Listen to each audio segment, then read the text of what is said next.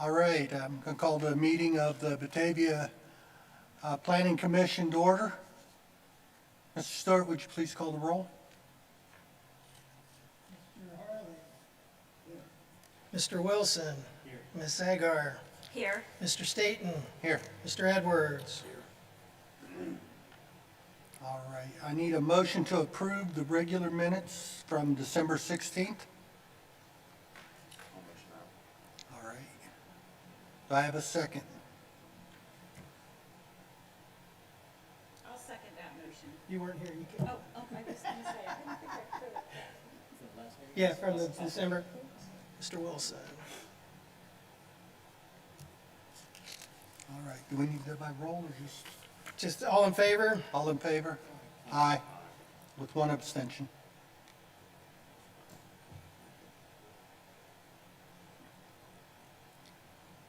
Okay, we also need a motion to approve the Sugar Ridge minutes from 12/16. That was the public meeting, right? That was the public hearing, yes. Public hearing, That's what okay. the PH there is for. All right. Mr. Edwards. Do I have a second? Mr. Harley. All in favor? All right. Now tonight we have Mr. Gallagher is going to give us a airport presentation. Chuck it. The floor is yours. You'll need to turn the mic on, just hold the button down on top. turns green, you're on. And we took Chip's timer away from us. All right. That's Is not this, my timer. Is this touchscreen or do I gotta use the up and down? You have to use the trackpad. All right. All right, Chuck Gallagher, Claremont County Airport. I got a quick PowerPoint presentation here talking about the operations of the airport and what goes on up there. And then I was going to go briefly through this set of drawings here. These are the master plan, which is in development right now. It's a draft, but it's basically a 20-year roadmap for the airport. And since we're all neighbors here, it's nice to know what's coming in the future. So first of all, we'll go through what's happening today, then we'll look at the future. All right, so we got, the airport was dedicated in 1968. It's a public use, general aviation. Well, what does general aviation mean? General aviation is generally small airplanes. We're not airlines, so we're not running air carrier out of there, but people come and go as they please. It's a public use airport. It's open 24/7, 365 days a year. And Eastern Cincinnati Aviation, which I'm the president of, we have a contract agreement with county commissioners that we maintain and operate the airport on behalf of the county.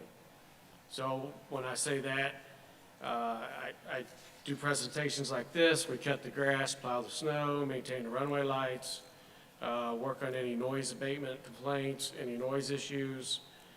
Basically any sell fuel, rent airplanes, provide T-hangar space, flight instruction, anything on a daily basis, Eastern Cincinnati Aviation takes care of for the airport and on behalf of the county.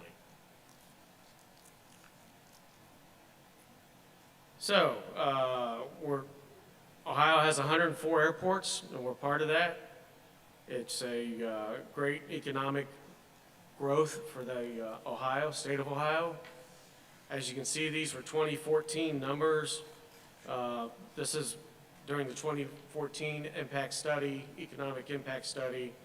The Claremont County Airport accounted for 263 jobs, 7.4 million in payroll, and 27.4 million in economic output. And again, that was in 2014. The businesses that operate at the airport is Eastern Cincinnati Aviation. Cincinnati Avionics does electronics in aircraft.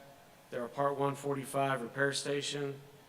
Sporty's Academy is in conjunction with the University of Cincinnati Aviation Program. We run a Part 145. It's an FAA-approved flight school. It's where you go, and in 18 months, you're qualified to fly airlines. And once you build up the time you need, usually as a flight instructor working for us, and another 18 months, you're headed to the airlines. So that's a program where you go from zero to commercial pilot, certified flight instructor, and it's for career movement. We also have what we call Part 61, which is a community learning program. So if Steve wants to come learn how to fly, we'll teach you how to fly. And generally those people want to fly and go to Portsmouth and get a hamburger or a hot dog or breakfast and come back. Or take their family on local trips, just using general aviation for recreation and not doing it as their everyday job. We have Sporty's Pilot Shop located there. They're one of the world's leaders in pilot supplies.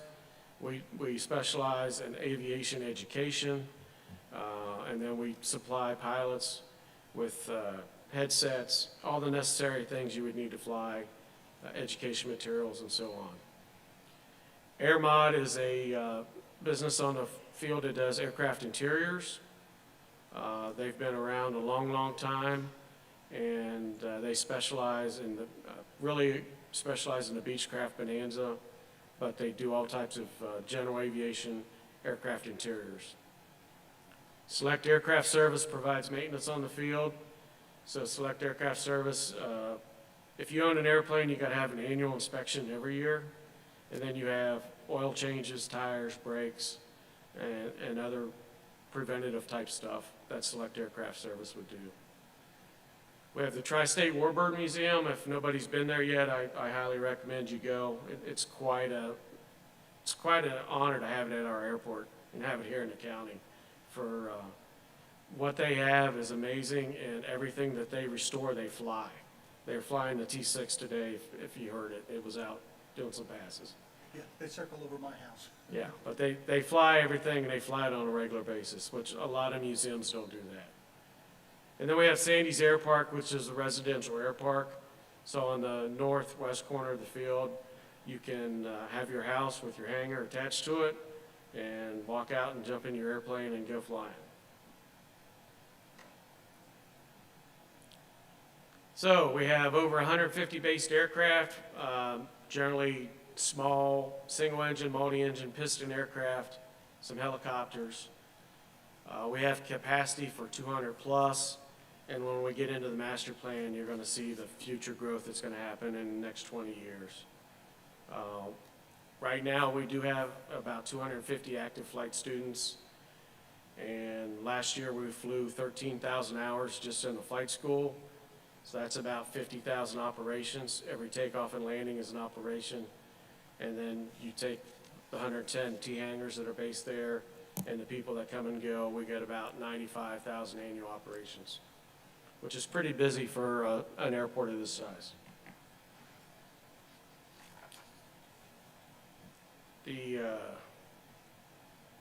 This is general aviation in a whole, what it does across the country. I'm not going to read all those bullet points, but it's more than 5,000 general aviation airports across the United States. And when I'm talking general aviation, we're not talking CVGs, we're not talking bigger, we're talking Claremont counties, Clinton counties, Washington Courthouse. Governor Rhodes back in the day built an airport in every county in the state of Ohio. And Ohio is very fortunate to have that infrastructure. So here, we talk about the airport impact zone. This is immediately, this would be like the flight pattern where a plane takes off and lands. And it's a rectangular pattern that you fly, and everybody flies in the same way coming and going from the airport. So this is what we would call the immediate area around the airport. And traffic patterns are dictated by the FAA. That's nothing that you make up. It's a rectangular pattern as shown. It's 1,000 feet above the ground. And everybody comes and enters it the proper way because it's a look and see and avoid method. We don't have a control tower. We have a common traffic advisory frequency, so you announce and say your position, and whoever's in front of you or behind you recognizes it and says, we're going to follow you in, and everybody talks to everybody. So here's how the typical patterns go. You always take off and land into the wind, and the winds are predominantly out of the south here. So on this picture, you would be landing from the north, the top of the screen, runway 22, and that shows the patterns of where they fly when they're in the pattern.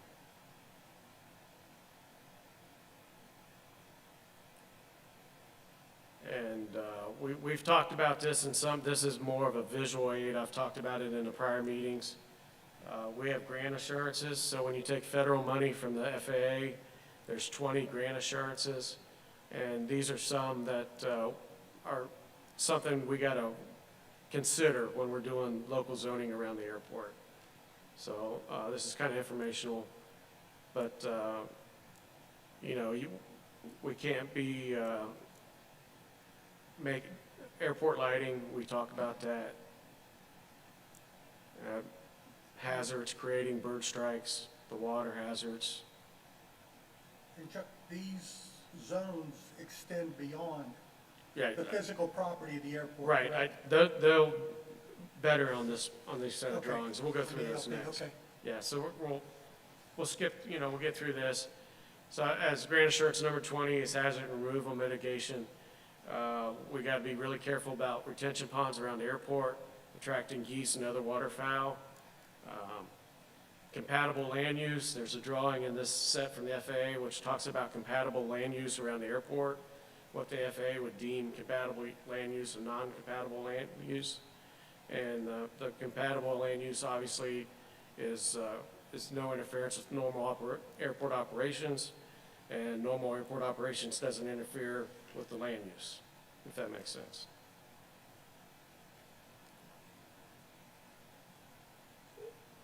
So when we're doing high-density development next to the airport, you know, the big issues that we've talked about before was airport noise, airport safety, zoning, grant assurances, industrial development opportunity, and future airport growth.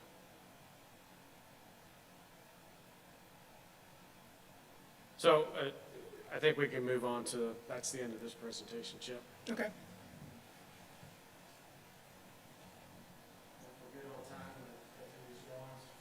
Sure, go ahead. So, as I described, this is the master plan, which is almost complete. It still says draft on it. So the master plan, and this is the ALP, so this is the approved layout plan for the master plan. And the process of this will be, it's still in review of the FAA. We're kind of in the final phases. This has been a 2-year project, so it's very involved. But the FAA is making their final comments on it. They'll approve it. The State of Ohio Department of Transportation, Office of Aviation will approve it, and the county commissioners will approve it. And then as zoning administrators, you have something in paper to justify your decisions moving forward in the future, if that makes sense. So if we go to sheet 1 is this title page. You know, sheet 2 is a lot of the data points. We got lengths and widths and future taxiway construction, pavement designs. You got future pavement designs. We don't really have to go through all that. So if you look at sheet number 3, this is kind of the existing layout plan. So if you might have heard me talking a few meetings ago about the runway protection zone, those would be the yellow trapezoids off either end of the runway. And those are well-defined, and the purpose of the runway protection zones is to protect the aircraft and the people on the ground. So when you have an aircraft approaching, you have an approaching runway protection zone, and when you have one taking off, you have a departure runway protection zone. So sometimes you can end up short, sometimes you'll have a power issue like my plane did back in January, and you got to put it down shortly after takeoff, and you're going to end up in the protection zone. And those are very vital that we keep those clear of buildings, permanent structures. And the pictures you showed us in council, not everybody had here of the aircraft that had to put itself down. I guess the only saving grace to it that day was that the winds were from the other direction and they had to take off to the north. They took off to the north, and they were, if you look at the trapezoid to your right, they were pretty much at the very end of that trapezoid when they stopped. So I'm gonna say they touched down in the middle, and by the time they stopped, they were at the end of that trapezoid. Had that been on the other end, they would have been in the middle of a big log pile that's out there in that field right now. So if we go to page 4, and we're looking at so you have a future airport layout plan, and this would be expanding the runway to 4,000 feet. And the runway protection zones look about the same.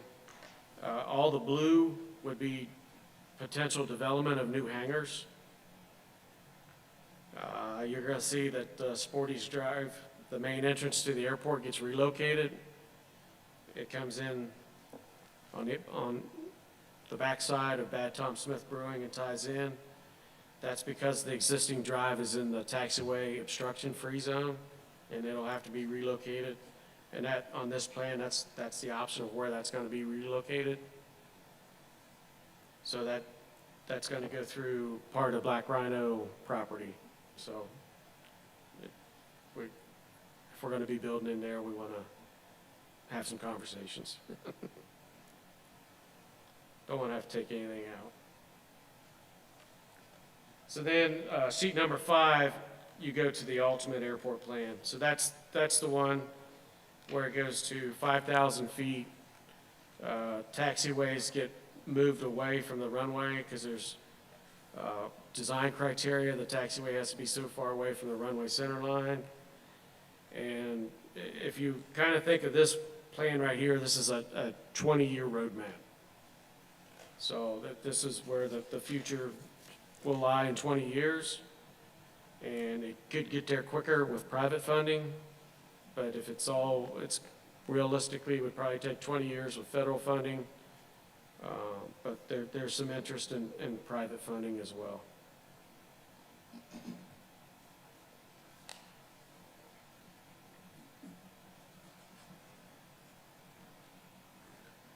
So on sheet number 6, that's just a close-up of the extended end of the runway to the north. You can see the proposed future layout of more hangars and more T-hangars. All the blue buildings. And I guess one other thing I didn't point out, the FAA, when they approve this master plan, if it's on the master plan, you're approved for the funding for that. Then you would go out and hire an engineering consultant to do the engineering study. But a lot of the airspace study, a lot of the pre-study has been done already if it's on this drawing. So that makes development in the future a lot easier. Sheet number 7 shows the runway 4 end. That highlights the relocation of the main entrance to the airport. And you can see why the road's being moved, because the magenta would be the new taxiway that would go through the old road. Now, the new road, will it require acquisition of property? Yes. Okay. The acquisition is kind of in the blue dashed lines there around that new drive.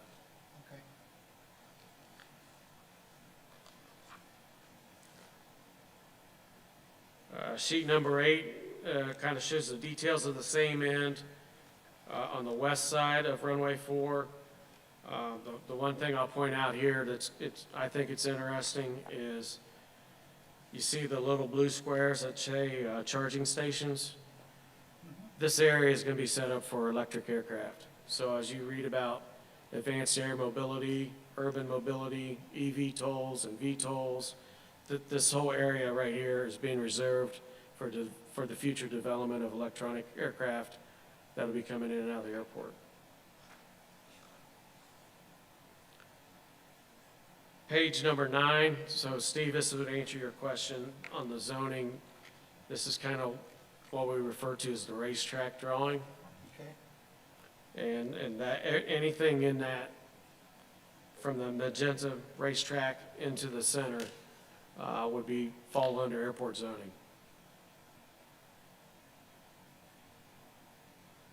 And then if you look at the little cutout, it kind of looks like the baseball stadium to the right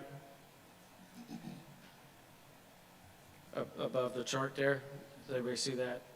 So that's the way this airspace goes. You go out and it goes up at different angles. And that's kind of the 3D dimension of that.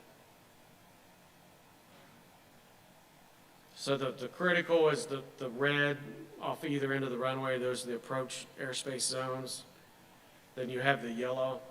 Those are the 7 to 1 as the buildings are closer to the runway. But then everything within the purple and the blue get looked at when something gets constructed in that area of any significant height.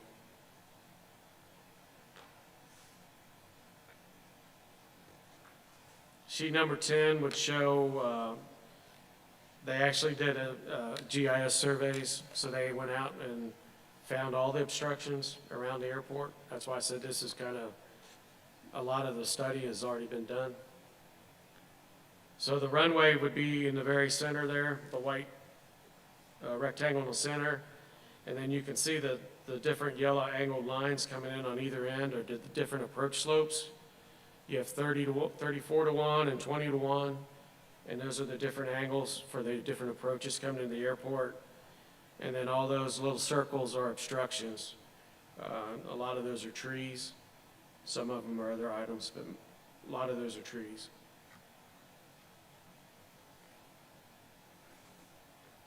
So then on sheet 11, it's going to give you the exact lat and long of each obstruction, what it is, the height of it, and all that good stuff.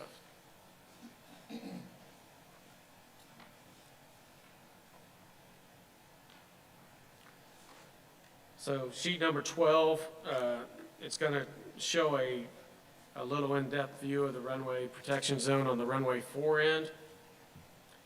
And as you can see, you see in the drawing at the bottom, the profile drawing, you see the approach zones coming in. And as you may recall, in the last council meeting when we were talking about the annexation, that's where I was talking about, these guys have approval to build under that yellow line. That's where I'm saying that the airspace is clear, but they're still within the yellow trapezoid on the ground. And that's something we, The FAA reviewed their plan and was limited their, the they're FAA, restricted to height. right, the FAA can only restrict them on the height, and it's up to the local zoning for the ground. And it says it right on their determinations. And when it's property not owned by the sponsor or the operator, myself, if I owned it, I wouldn't be allowed to build anything there. If I don't own it, the FAA can only give guidance to say they highly recommend not to build anything permanent in that area.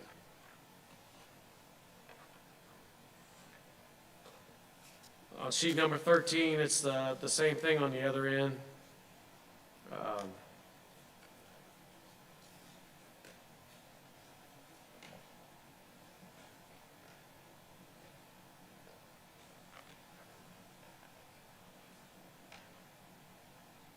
This is the end that sets up on the hill that kind of shoots out over Old 74 and 32. Yeah. So you can see on the bottom that the drop-off is down in the valley where 32 is. So that's one reason why the ultimate plan shows the runway expanding to the north, because there's less obstructions there. So the biggest thing was, the biggest restriction is the runway protection zone can't cross an active road. So you see the trapezoid stops right at Old 74. Oh, So that dictates the length of the runway. Unless we closed Old 74 down.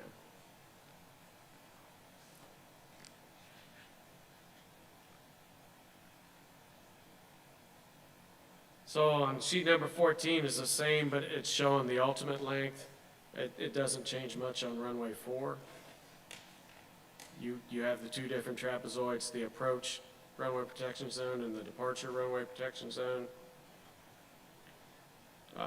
That's where you were asking me earlier. You can see the overlay, you can see the existing storage buildings there, and you can see where the landscaping business there is there.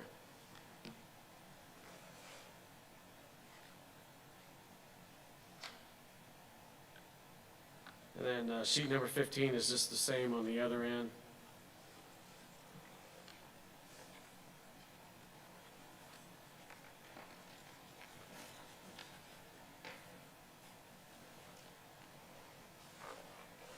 So if we want to move on to sheet number 18, I'll talk a little bit about sheet number 18.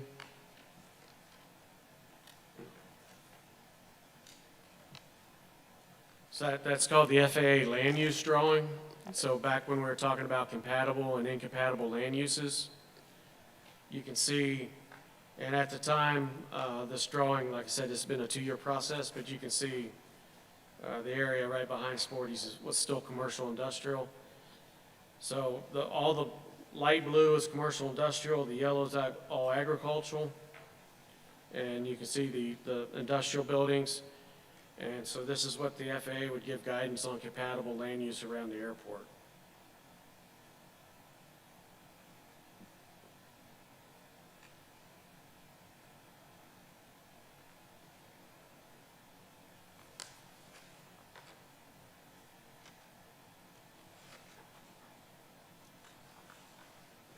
And I don't know, Chuck, if you know this or Chip does, the current approved PUD on, we'll call it the east side, they would still be responsible for meeting not just our PUD, but any FAA guidelines or county zoning because of the county zoning map, correct? Right, I mean, that was part of their final development plan, that they had to comply with all county airport zoning.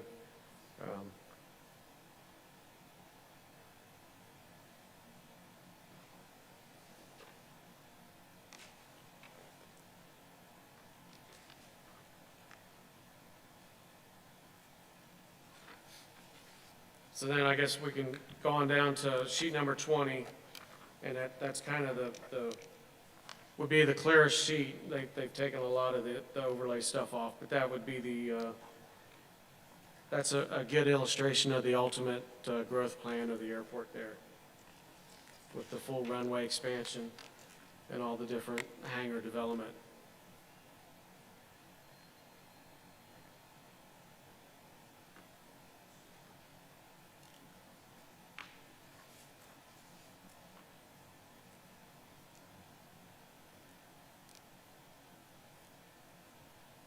Does anybody got any questions?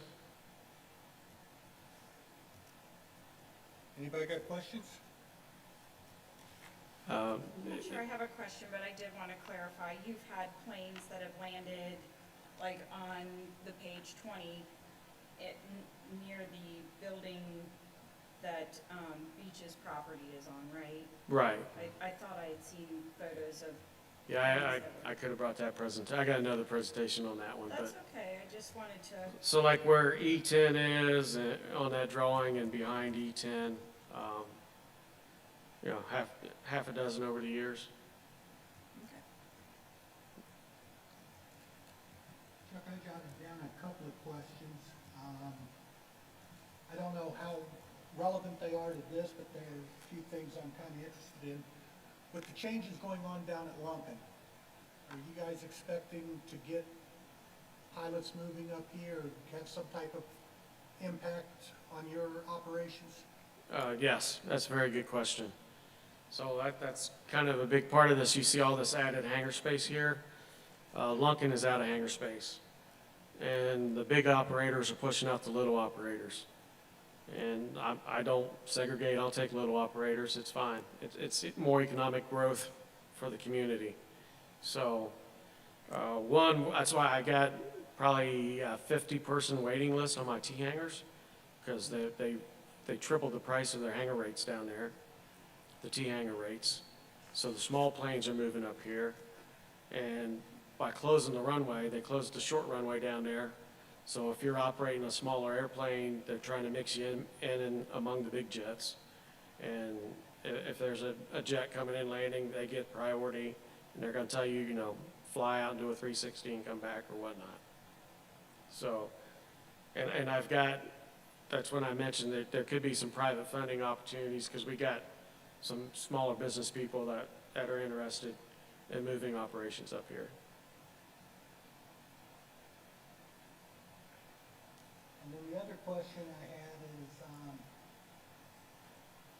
you mentioned earlier that the governor had put an airport in basically every county in Ohio, but we've seen Hamilton County, you know, get rid of Blue Ash, and I certainly don't want to see that happen out here. Kind of what happened with the Blue Ash, and did they move out? Did a lot of those pilots move out here, or? It went 50-50, well, three ways. So part of them moved to Claremont County, part of them went to Butler County and Hamilton, and a large majority of them went to Lebanon, up in Warren County. So Flying Neutrons moved to Lebanon, and they were a big flying club. I work on all their airplanes. They got 6 to 8 airplanes, and they Warren County at the same time was building T-hangars, so they had hangar space available. So you kind of, if you own a little airplane, you're going to look at how long is it going to take me to get to that airport, and do they have hangar space? And the one thing with 32, the way it is now, it's a lot easier to get to Claremont County Airport. So if you're operating out of Lunkin versus coming to Claremont County, it's not as big of a deal as it was 10 years ago. If that makes sense. Now, I see like the future aeronautical development area, do you guys own that property? Yeah. You already own that. And then the blue is all new. About how many new hangars do you ultimately plan on putting in under this plan? Several hundred. Several hundred? Several hundred plus, yeah. And how many do you have now? We have 110 T hangars now and 4 box hangars, larger hangars. So you're gonna more than double your hangar space. It would, yes. Okay. When is the last time you guys expanded the airport? The runway itself has never been expanded since it was built. Hangar space? Hangar space, 2008, maybe?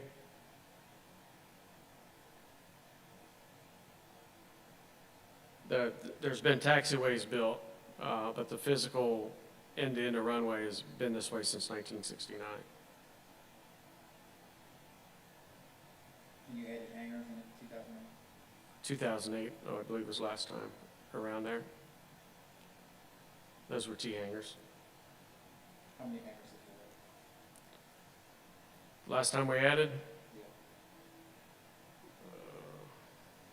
add? 40 plus.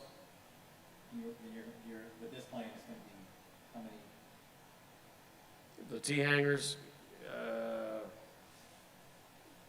over 100.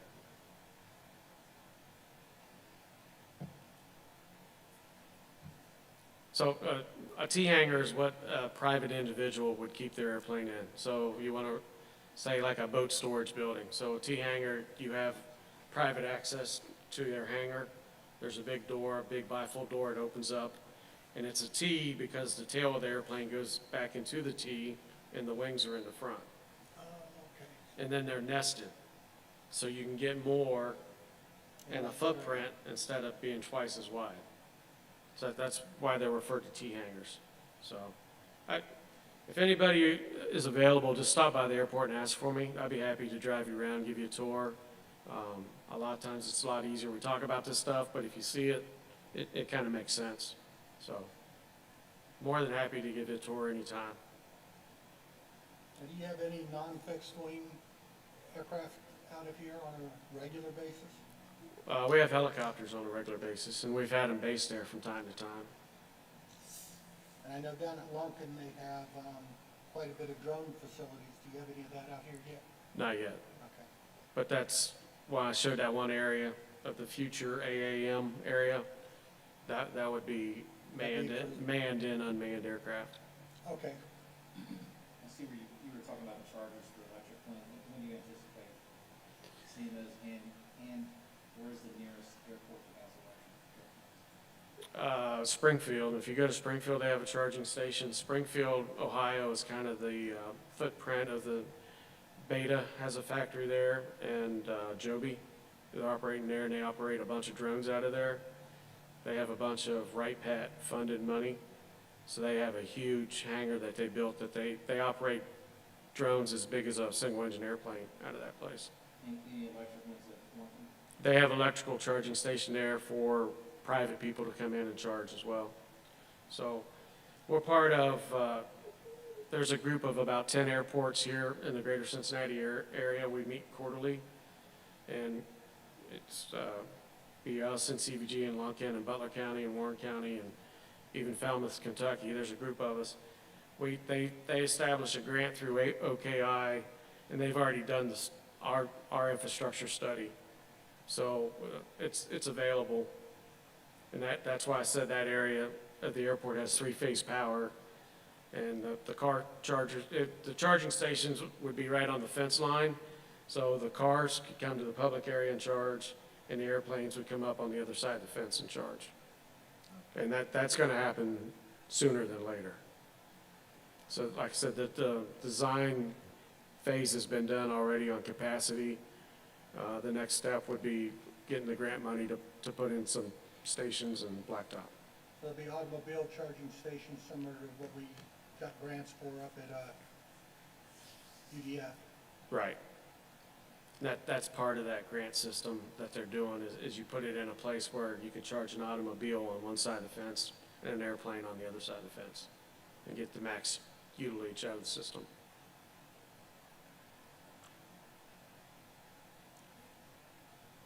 questions?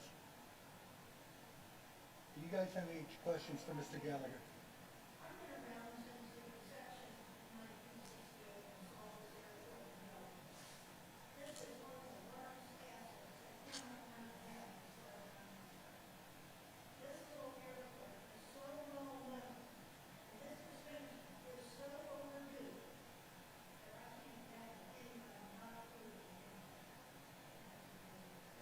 No, and we have no bearing on the extension or this. We're mainly asked Mr. Gallagher here for the future planning on this, also considering the feasibility of an airport overlay district so that anybody building in those areas, it's just kind of another layer of letting them know there are additional restrictions.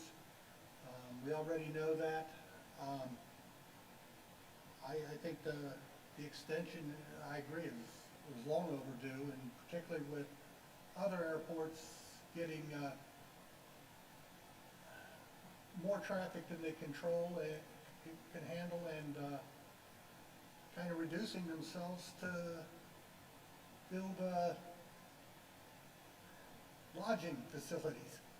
Kind of just doesn't make sense to me that the airport down there, other than when it floods and you can't get there, is still a pretty nice airport.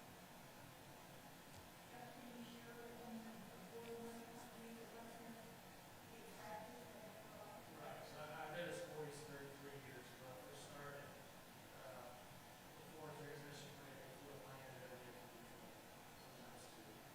They come in, and people from the parts. It's a large economic development, it's what they say.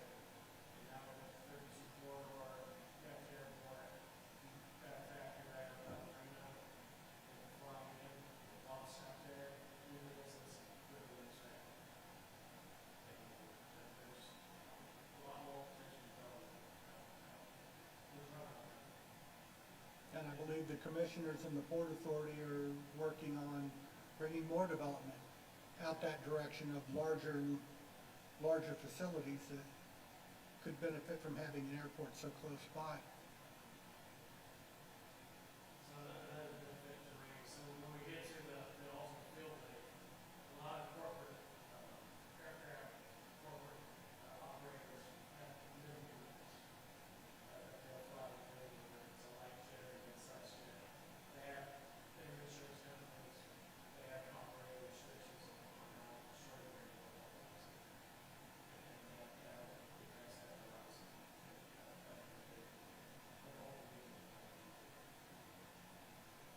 Do you need the 5,000 feet to really start to get them, or will you start to?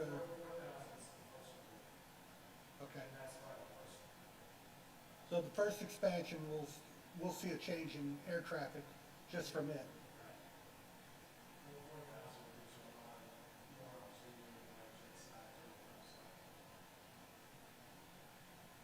Bill, you have any questions?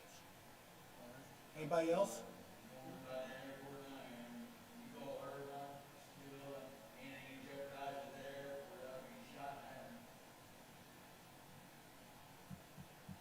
I don't think we have any intention to jeopardize the airport.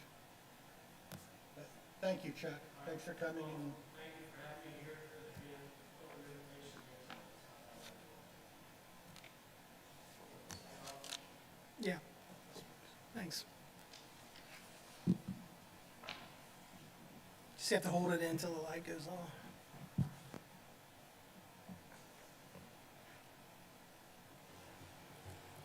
all right, the next item on our agenda is PUD review.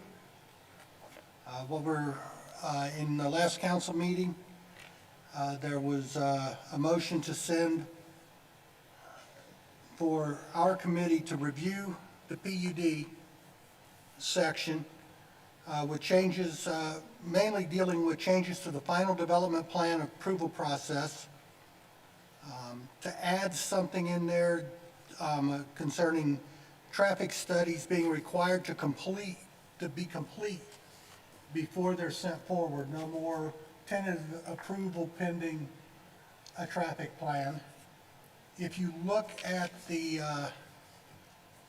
where is it on here, Chip? If you look at the flow chart, it's probably a It's on little, this- it's probably a little easier to follow, that everything is the same as we currently have, till you get down to Planning Commission, Public Hearing Review.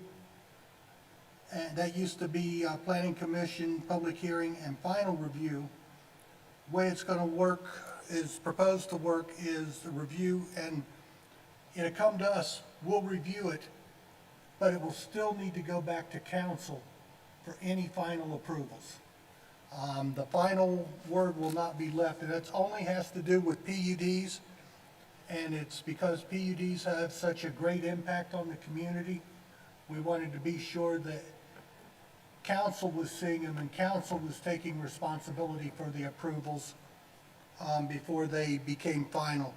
Because of that, we need to kind of go through the text and figure out what changes we need to make in the text to correspond to the flow chart. That's the main part of it.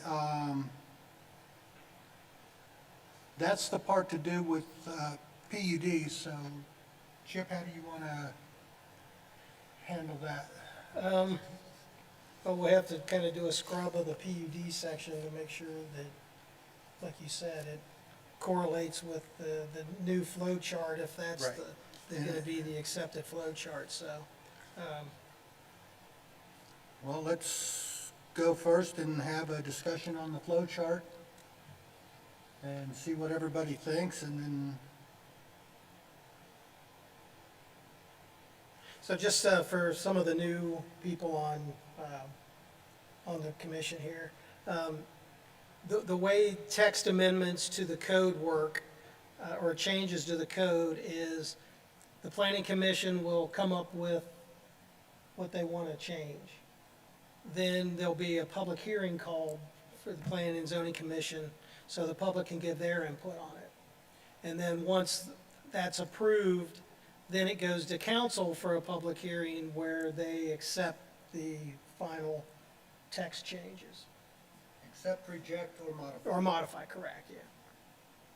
And you'll see that, because I sent some, Chip's included it here. I've kind of gone through the text for some of the obvious stuff I can see. And if it's in blue, that's kind of new language. If it's been struck out, you can see that. Another thing we wanted to do was, basically what council wants to do is have PUD final approvals, not resting in committee. Or be able to be done administratively. It has to come back through council. Some minor administrative changes. We're going to define what minor is.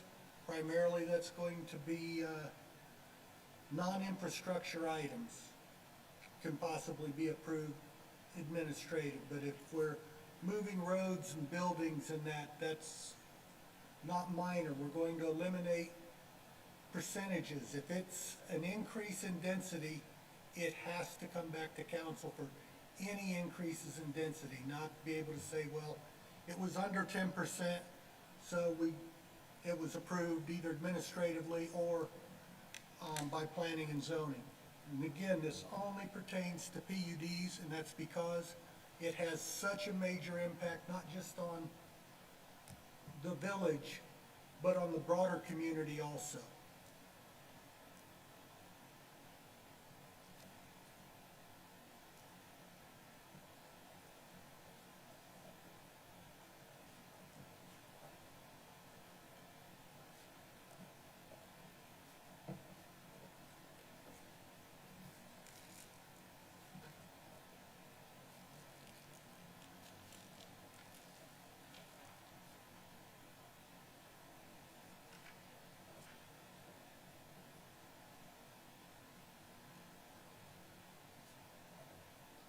I believe Chip made everybody a copy of the current zoning code. Correct. Because of the changes I made, the page numbers will not match exactly. The beginning page number probably will, but it'll start to get off a little bit, so you'll have to follow it by the the code numbers and the references to cross, view them.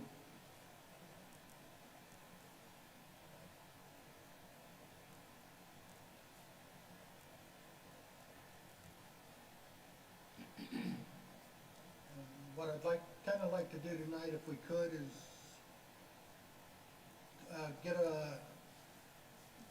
a consensus on the flow chart, and then everybody be able to take it home and review the other stuff, and so that we come back and are able to move through it rather quickly. I think if Jerry and I know what it's like when we start going through line by line these.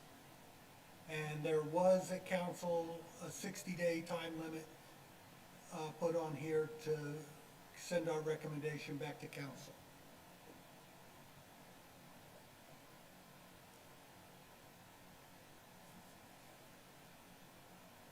And as far as the public hearings go, we'd need at least a 30-day notice for the public hearing for the zoning commission. And then, once approved, we have 30 days to set the public hearing for council. I think the goal was for us to complete our work within The 60 days, 60 correct, days. right. And So I'm- then we can announce to council that the process is gonna require probably another 30 here and then another, then it would come to council, who would then set their public hearing meeting. Correct? Well, I would set it for council, whatever council meeting Right, that right, fits in that's that what I time. mean. Yes, yes.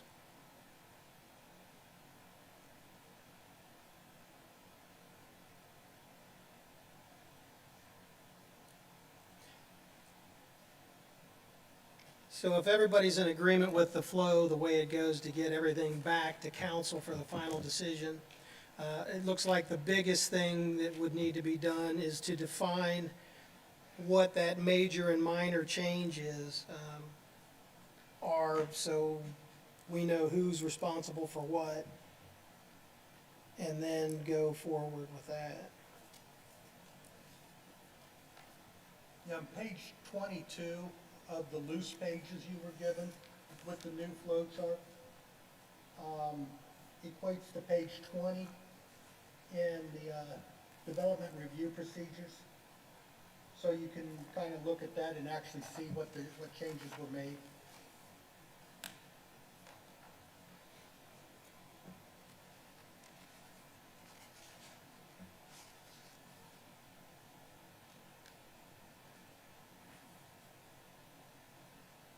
Did you make those changes? Yeah. Good job. Well, it's because you got 40 years of expertise on playing with There you go. Word and Excel.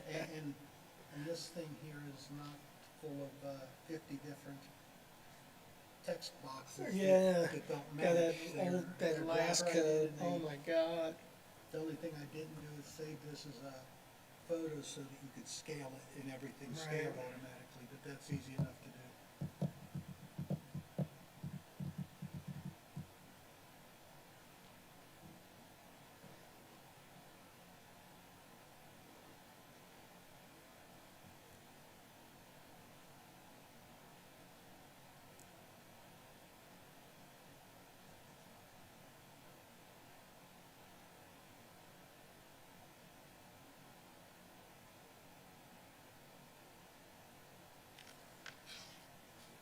You don't have a chip. I'm sorry, what? You don't have a chip to do the yeoman's work.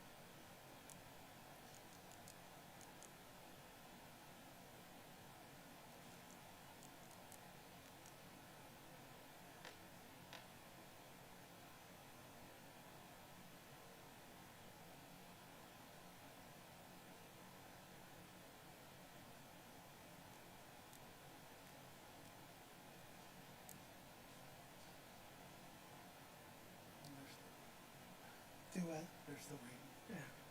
Well, there's a lot of reading we can do.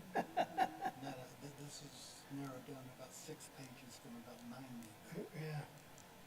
That stuff there just cross-references.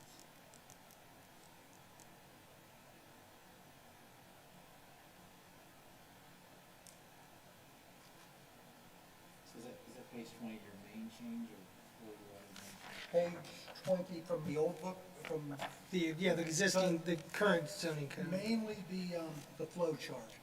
And that's kind of what I wanted to, if we can get through the flow chart and get approval for that or modifications, that would affect what we do in the text side of it.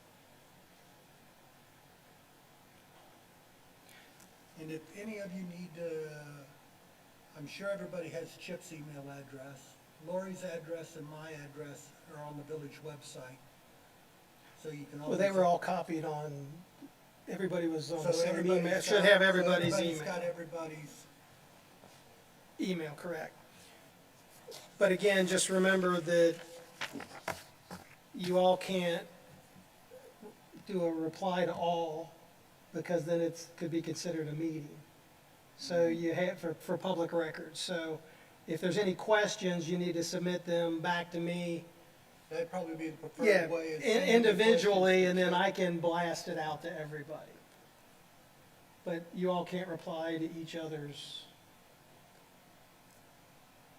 We could individually, but not collectively. correct. Correct. Individually, you can talk to each other, but if you're doing any deliberations, it really needs to be done in here, during a public meeting.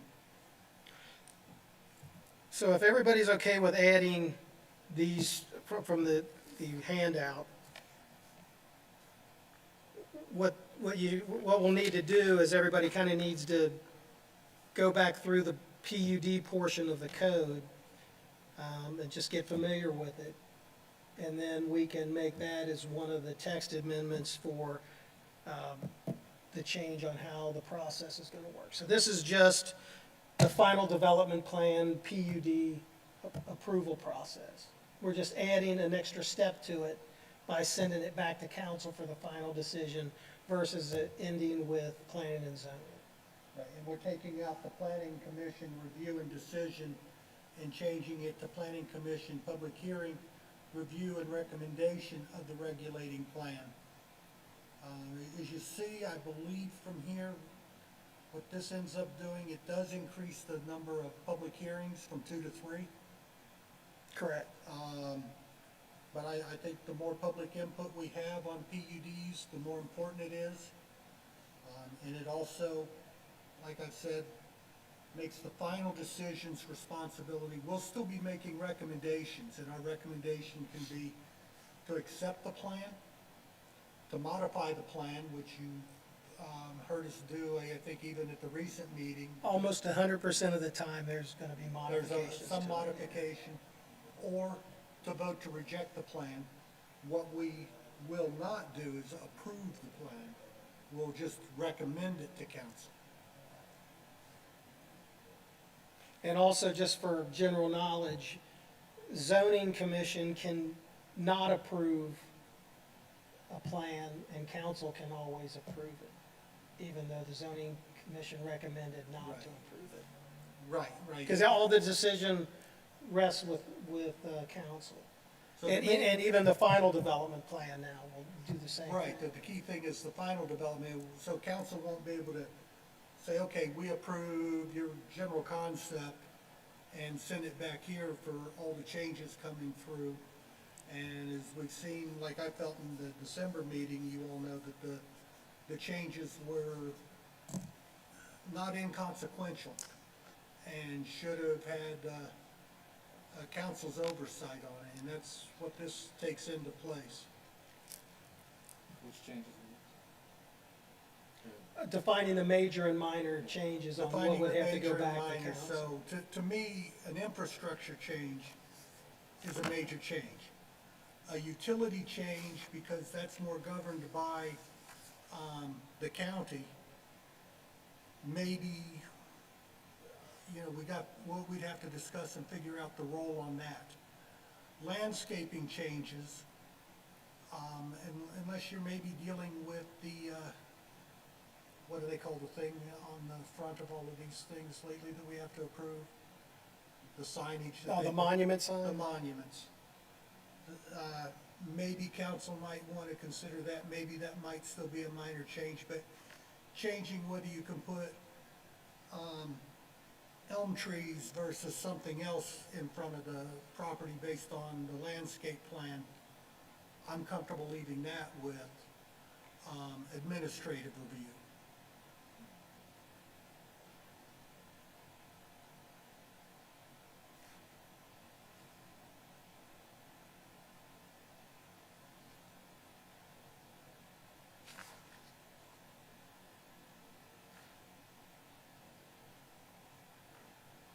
So is everybody comfortable with the new process? Yes. Did we get a motion? I'll make a motion that we adopt the new website that's being proposed to approve.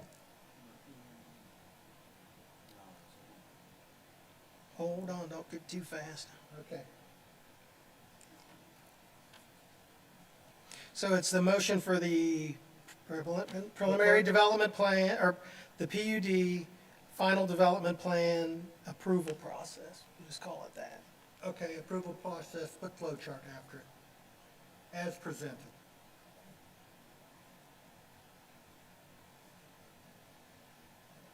And then, since we've already been here an hour tonight, if everybody wants to take home the text and kind of look it over and make recommendations, if you see recommendations or things that got missed, and particularly if you start going through the code, I sent Chip, I did on the PDF, I did a search of every occurrence of PUD or planned unit development in our text, and it's quite a few pages, and a lot of them are just references back to this section. But I believe Chip you sent him the PDF copy of this? I don't think I sent everybody. Not my copy. Not your Not my copy. document, but of here, if you do the same thing and kind of look around and find some things that you go, well. Yeah, I didn't does send that it, but cause this to need to be I'll get changed? everybody a digital copy of this, but it's also out in the resources on our Yeah. website as well. But we got a motion on the floor we got to vote Yeah, on. I'm By sorry. roll, Mr. Harley, Yes. Mr. Wilson, Yes. Ms. Zagar, Yes. Mr. Staton, Yes, Mr. Edwards. Yes. all right. Passed. Passes. So, item 2 under discussions is overlay districts.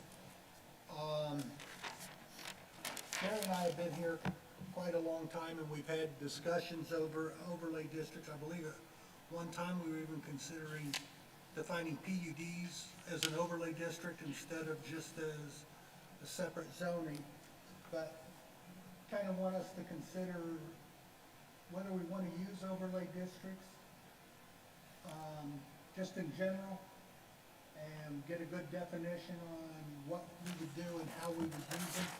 But probably more in particular and more pressing is its relationship to the airport, because in this case, the airport, as you saw by, you call it the racetrack, that's kind of the area that is simultaneously under our control, county control, and Chuck, help me, FAA recommendations? FAA airspace definitions in there, and they have limits, and when we get into it, whichever of the three is the most restrictive is the one the builder typically has to follow, correct? Pretty much, yeah. So we might want to look at that, but nothing else is, it lets any builders coming in who want to build up there know that this isn't just as simple as coming through here, and they're going to need, they're going to need the approval of all three, I believe. They have to get a plan from the FAA, right? And when this is finished, they'll have to get county approval, and they will need our approval to be able to execute their plan there. So I would like to see us do an overlay district, but I think we've got kind of a steep learning curve Yeah, there's, between now and figure out how to incorporate it and how others do it. in the existing code that we adopted in October of '24, I left the section in there for overlay district, but it's really limited. It's just kind of, I knew at some point that we would probably be possibly doing an overlay district, whether it's the airport or something else. So I left it in the code, but we really didn't define too much about what it is. So that's what we're gonna have to work on and do. So, but at least we don't have to add it to the code because at least it's at the start of it's in there. Yeah, he's got a placeholder in here. Yeah. The next item would be so if you all would take some time, look at that, kind of develop your thoughts on it, so we maybe have a little discussion next meeting on overlay districts, and if we want to go forward with that. Conditional use, this is coming up that we've been looking at conditional use off and on for half a decade now, at least. At least 2 years. But that's just because Sherry and I like to make things. Takes us a while to come to a consensus on items at times. But yes, so anything you want to look at on the conditional use, look through it, bring it forward. I know Jerry's been doing a lot of work on conditional use and reviewing that and reviewing the bulk standards and all of that. Since we have new members, Yes, we need to have a new presentation. Because you and I are the only ones that have seen. the correct. draft. We need yes. Can you get the state of your draft? Is it electronic, like on Word or PDF, or It's not electronic. it's all written It's out, basically, highlighted code? But if you, I don't have it. if you bring it up to Chip, he can. I can scan it and of the draft work that you've done on it and get it out to everybody. And you should be able to OCR it too if you need to. Yeah, I can. Okay. So if you could get that to Chip and add maybe your expert notes. Because I don't know, Jerry probably is the only one of us on here with a professional background in building design and standards and stuff, correct? Well, I have that, but I don't know if I'm the only one.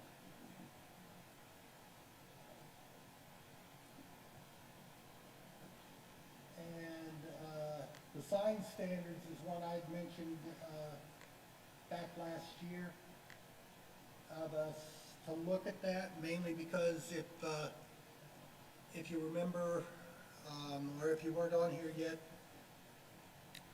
it's almost like every sign proposed or sign change proposed in Batavia does not meet our existing sign standard. And the one we had going on was at the Elks Club, where you'd think it would be common sense that you would build a sign, No, that's the Return of the Glory of Eagles. Eagles, Yeah. where you could put a sign in tall enough that you could walk under it without bumping into it, and we had to kind of change our height standard. Yeah, there was a because- conditional use that we Right. had to approve to raise the sign a little higher so people could walk under the sign, because there was a concrete walk area underneath it. And we've had to do that for the Casey's property. We've had to change those as to maybe go through and look and see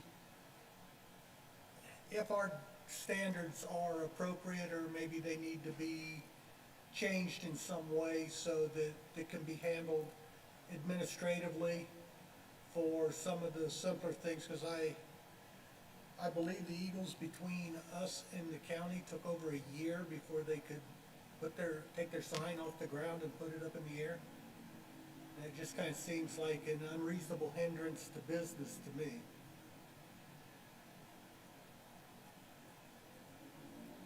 All right, do we have any? That might be also like the area that borders along 32 up there in College Drive.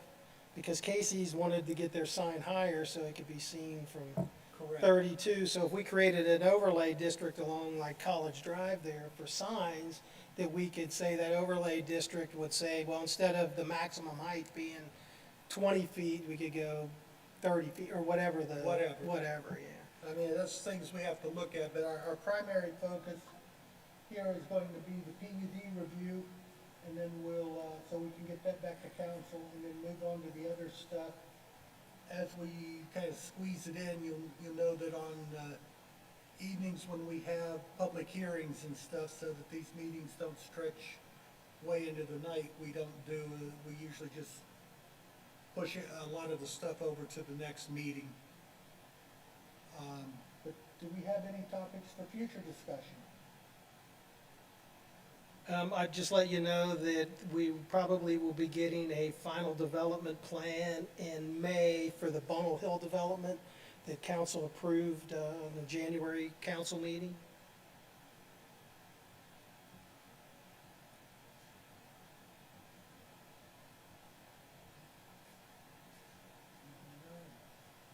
Do we have any other business tonight?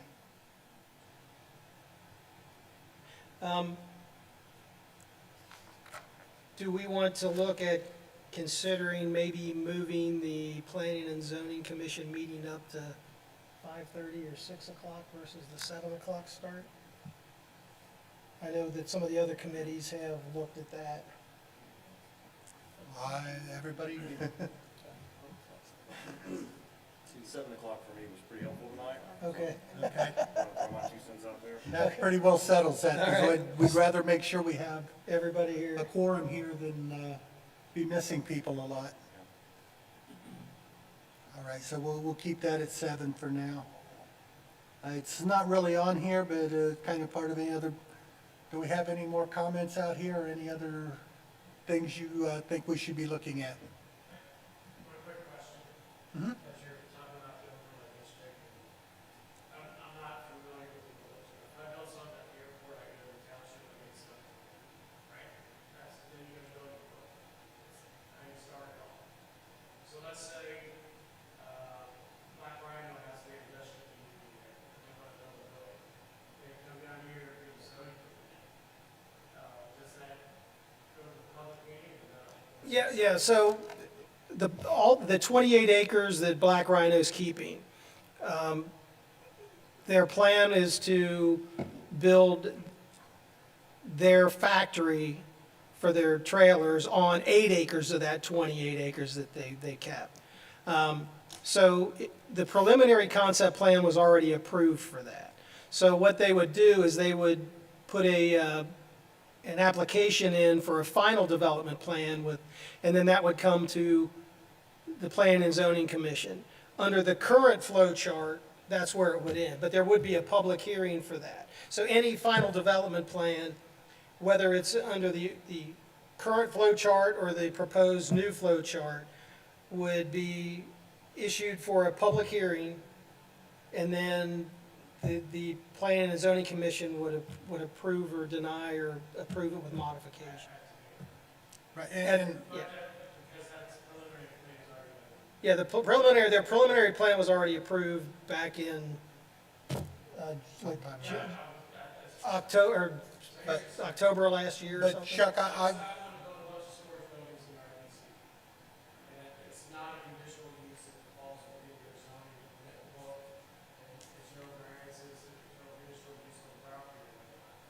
Would that require a meeting or is that just a simple process application? I think at this point, I would, and I don't like putting you off this way, but that would be a question for our attorney, because you start to get into what's grandfathered and what's not, and when it becomes whether changing this would just change who hears it, or whether we can make substantial modifications to it. And as you know from the meeting the other night, that's the solicitor question. Yeah, until the code's changed, we have to go by the current code. Necessarily be at a meeting, it would just be an application that's if it comes in on the final development plan, that's where they would say, we're gonna build, I don't know, 10 storage buildings or whatever. That would be on the final development plan where there would be a public hearing, no matter which flow chart we Right. go by. One would be one public hearing here. If the new flow chart is in effect, it would be Another one at It would be a council. public hearing here and another public hearing at council after the recommendation of this committee. I was just, when we're talking about the overlay district, I didn't know if that was true. If it falls within a PUD, I believe so, yes. Because whichever one is, in my opinion, is most restrictive is the one they have to follow. So I didn't want our area Main Street for the building. I found a few with my plans, and here's what's so incomplete. Does that require extra reading, or is that longer for an application process? It's a whole different section. I'll let Chip handle. Yeah, that's a different zoning district. That would be village business, and you'd have to fall within, because that's not that wouldn't be a PUD unless you petitioned to have the zone change from, village business to PUD. So you So have to go through the zoning change process. what an first. overlay district does is it sits on top of whatever it's currently zoned as additional. It's sort of like, instead of it being a conditional use from what you're seeking, it's the village saying this is a conditional use for this area because of whatever the reason being. But yeah, any change that would be done or any, petition for the application to change or build something, it would have to go through a public hearing because you're changing something. If you're gonna build something that's already within that code on that property, then no, you could build it. Like, Build the house is free side, and the building plan's already been decided. yeah, Comment us on building a house for free. we give you a permit to build your house, yeah. Yeah. Yep. Anyone else? All right, do I have a motion to adjourn? Second. Who first did it? Oh, I thought you did most. No, I didn't. Motion to adjourn. Mr. Wilson, I'll second that motion. Ms. Zagar, all in favor? Aye. Aye. Opposed? All right. 2017. Thank you, everybody, for coming out tonight.